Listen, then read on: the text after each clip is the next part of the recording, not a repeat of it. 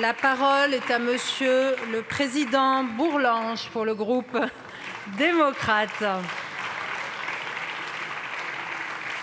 S'il vous plaît.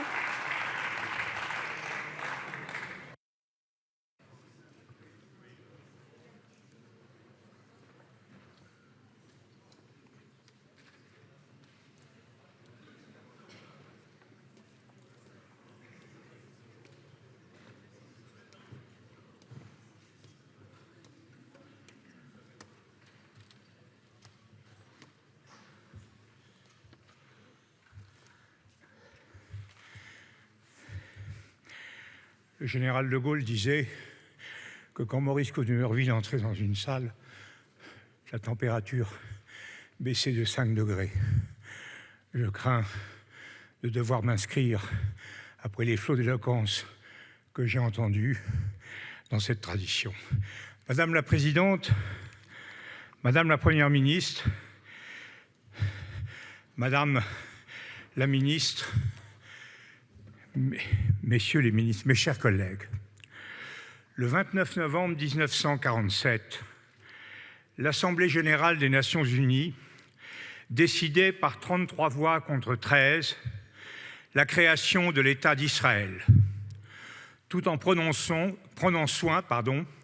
de proposer l'institution parallèle d'un État palestinien, qui, à la suite de la guerre qui a accueilli la décision onusienne, n'a jamais pu voir le jour.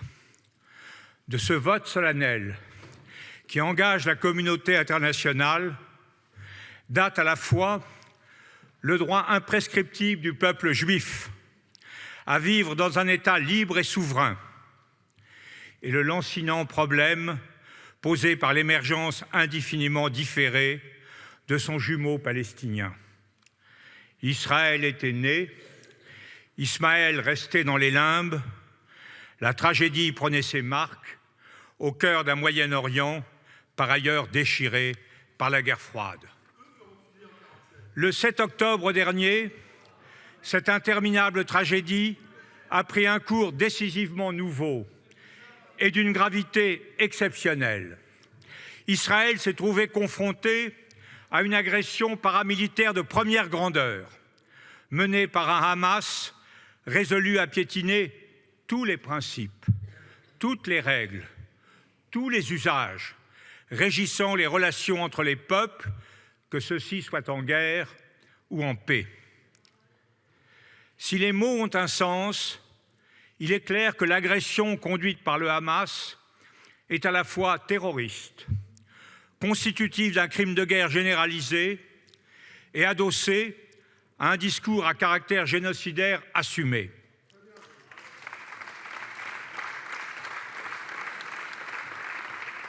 Le Hamas met en scène les pires violences sur les populations dans le seul but d'effrayer et d'intimider. C'est du terrorisme. Le Hamas ne fait la guerre qu'aux civils. C'est la définition même et dans son extension maximale du crime de guerre. Les fidèles du Hamas n'hésitent pas à appeler non pas simplement à la disparition de l'État d'Israël, mais à l'élimination des Juifs en tant que Juifs. C'est l'expression d'une volonté de génocide porteuse d'un crime contre l'humanité. Face à une telle entreprise, Israël dispose d'un droit absolu à se défendre. Mais la question fondamentale que met sous une lumière brutale l'initiative sanglante du Hamas, c'est celle des moyens propres à assurer la sécurité à long terme d'Israël. Et c'est de la réponse à cette question que doivent dépendre nos réactions à court et à moyen terme, comme celle de l'État hébreu. Comment un État de 20 770 km², peuplé de moins de 7 millions de Juifs, fer de lance d'une communauté humaine de près de 13 millions de personnes, pourrait-il espérer vivre durablement en paix et en sécurité au milieu d'un environnement, par hypothèse hostile, de plus d'1,5 milliard de musulmans? À cette question, la mauvaise réponse, mais aussi la plus tentante, est bien entendu celle du mur, du cordon sanitaire, supposé pouvoir soustraire l'État hébreu, puissamment militarisé, à toutes les menaces qui l'entourent. La combinaison de la faiblesse démographique d'Israël et d'une diffusion générale d'armes de destruction de courte et de moyenne portée a progressivement créé une situation d'extrême vulnérabilité sécuritaire pour l'État hébreu. Même l'arme nucléaire dont dispose Israël n'est pas de nature à assurer la survie d'un État concentrant toute sa population sur un espace aussi restreint. Pour définir ce que doit être la politique de la France, celle de l'Union européenne et plus généralement celle de la communauté internationale face à cette terrible situation, il faut analyser sans œillères ni préjugés ce qui s'est modifié ces dernières années sur la scène moyenne-orientale. Comme l'a très justement dit Monseigneur Vesco, archevêque d'Alger, la violence barbare du Hamas est sans excuse, mais pas sans cause. Avant la prise de pouvoir de M. Netanyahou, les grands dirigeants historiques d'Israël, quelle qu'ait été leur sensibilité politique, ont eu une conscience aiguë de cette vulnérabilité après que la guerre du Kippour l'eut rendue manifeste. Isaac Rabin, qui avait vu au plus près le péril de la patrie, a porté avec une force de conviction et une volonté politique sans pareille l'idée qu'il n'y aurait ni paix ni sérénité pour Israël si les parlementaires ne se voyaient pas reconnaître eux aussi un État libre et souverain. Menachem Begin, venu pourtant de la droite, a assumé courageusement Camp David le choix de la paix avec le principal ennemi d'Israël, l'Égypte post-nassérienne. Ariel Sharon, qui avait pris la mesure de l'impuissance de la force dans le cadre de l'intervention controversée qu'il avait conduite au Liban, avait, à la veille de l'accident de santé qui devait le terrasser, décidé d'amener son pays à renoncer à ses ambitions coloniales en Cisjordanie. Ces hommes avaient pressenti, et pour Isaac Rabin, à tout le moins, pleinement reconnu qu'Israël ne trouverait la paix qu'à la condition d'établir avec les États arabes qui l'entouraient, mais aussi avec les hommes et les femmes de Palestine, une relation équilibrée qui supposerait le respect mutuel et le partage des bénéfices de la paix. La rupture introduite ces dernières années dans la politique israélienne par les gouvernements successifs de M. Netanyahou n'est certainement pas la cause unique de la situation nouvelle, mais elle y a puissamment contribué. Le Premier ministre israélien et son gouvernement ont construit en rupture avec la tradition laïque et libérale qui a dominé l'histoire intérieure d'Israël depuis sa création, ont paru méconnaître cette vulnérabilité structurelle de l'État hébreu et ont agi comme si le problème palestinien appartenait au passé et qu'il n'y avait plus lieu de prendre en compte les attentes et de redouter les initiatives issues d'une communauté palestinienne divisée, disqualifiée et dans ses formes les plus extrêmes, celle du Hamas, tout simplement achetée par son ennemi. Sur le plan technique, il est clair que M. Netanyahou, qui est sans doute le moins versé dans les affaires militaires de tous les chefs de gouvernement qui se sont succédés à son poste depuis la création d'Israël, n'a pas su maintenir entre le pouvoir politique, Tsahal et les services de renseignement, l'étroite solidarité nécessaire à une mobilisation de tous les instants de l'appareil sécuritaire sur les bons enjeux. À court terme, ces défaillances se sont révélées lourdes de conséquences. L'essentiel est toutefois d'ordre politique.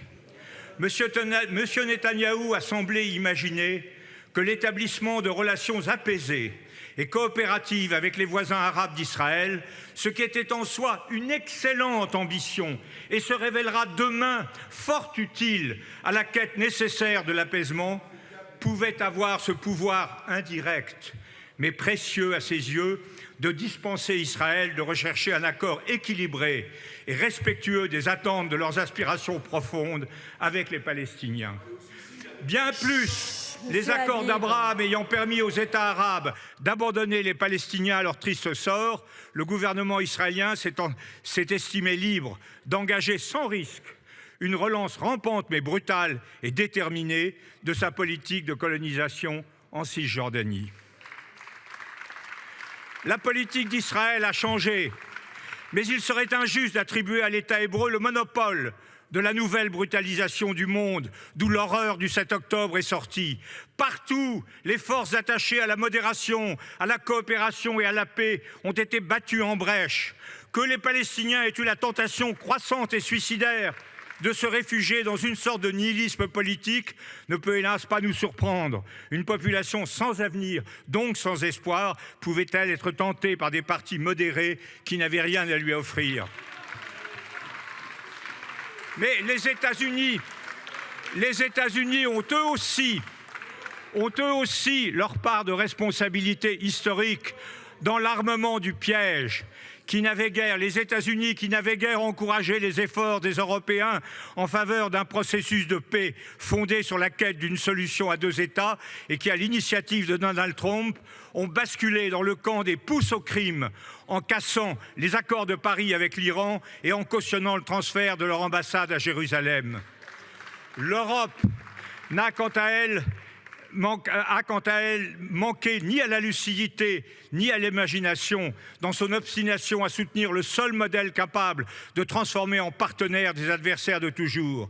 Mais elle s'est révélée incapable de tenir le choc quand le président Trump a décidé de sonner la charge contre toute solution d'équilibre et de bon sens. Force des analyses, faiblesse des volontés.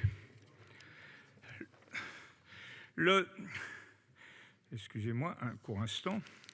Comment, dans ces conditions, ne pas voir que ce sont aujourd'hui les héritiers idéologiques des assassins d'Anwar el-Sadat et d'Isaac Rabin qui tiennent ensemble la plume de la tragédie qui s'écrit sous nos yeux? Que pouvons-nous faire pour aider les peuples en détresse à tracer le bon chemin? Dans l'immédiat, il faut impérativement veiller à ce qu'une contre-attaque légitime, dès lors qu'elle vise exclusivement à détruire les moyens militaires de l'agresseur, évite les deux écueils majeurs que chacun a clairement identifiés. D'abord, le risque d'une escalade incontrôlée pouvant conduire à un embrasement général. Derrière le Hamas, il y a le Hezbollah. Derrière le Hezbollah, il y a l'Iran. Derrière l'Iran, il y a la Russie et la Chine. Rendons à cet égard un juste hommage au sang-froid et à l'engagement du président Biden, qui, au rebours de son prédécesseur, met indiscutablement tout le poids des États-Unis au service de la modération, de la désescalade, de la libération des otages et du droit à la vie des populations civiles. Le deuxième risque majeur, c'est en effet celui d'un anéantissement massif des populations civiles, utilisées par les uns comme des boucliers humains et par les autres comme l'exutoire d'une tentation de vengeance, pour reprendre l'expression préoccupante du Premier ministre israélien. La France, la Première ministre l'a justement rappelé, s'est engagée avec force sur cet enjeu essentiel. Au-delà des mises en garde, l'Union européenne doit prendre toutes ses responsabilités pour assurer avec les organisations humanitaires l'acheminement massif des moyens de survie d'une population civile en détresse profonde. Et sachons faire de ces gestes forts l'instrument du retour des otages. Habib, il est des moments et des lieux où il est criminel de ne pas être au rendez-vous. L'Europe ne se relèverait pas d'être restée passive dans des circonstances aussi dramatiques. Reste à construire un avenir de paix. La tâche est redoutable en raison du mur de détresse et de haine qui sépare aujourd'hui Israéliens et Palestiniens. Aujourd'hui, il est à la fois trop grand, il est à la fois trop tard et trop tôt pour instituer deux États en terre de Palestine. Il est en revanche temps, et même grand temps, de commencer de réaliser les conditions qui rendront possible, le moment venu, cette double création. La première de ces conditions, c'est qu'Israël fasse cesser sa politique de colonisation et reconnaisse enfin que la solution du problème palestinien ne saurait passer par l'exportation en Égypte des Palestiniens de l'Ouest et en Jordanie des Palestiniens de l'Est. La seconde de ces conditions, c'est de recréer, avec l'appui notamment des États modérés du pacte d'Abraham, une autorité palestinienne active, respectée et capable de prendre à Gaza le relais d'un Hamas en cendres et de négocier un statut respectueux des droits palestiniens. Au-delà du Moyen-Orient, les bonnes volontés existent, telle celle du Brésil, dont la France a eu raison de soutenir le projet de résolution à l'ONU. Il nous appartient de nous associer à leurs efforts. Je terminerai, je suis le porte-parole du MoDem. Je suis donc tenu à une double exigence. Tenir un discours équilibré, je l'ai fait, et défendre la cause européenne. Je terminerai en évoquant le rôle essentiel que doit jouer l'Union européenne au service de la paix dans cette région tourmentée mais si proche. L'Europe brisée et ruinée s'est reconstruite sur une idée, excusez-moi, je ne me sens pas très bien, sur une idée simple et forte, celle qui a guidé la réconciliation franco-allemande. On ne peut trouver la paix avec ses adversaires de toujours qu'à la condition de prendre en compte leurs besoins légitimes. C'est à l'Europe de convaincre Palestiniens et Israéliens de la pertinence de son logiciel de réconciliation, et c'est à la France de convaincre nos partenaires de relever ce défi historique. Je vous remercie. Merci beaucoup, Monsieur le Président.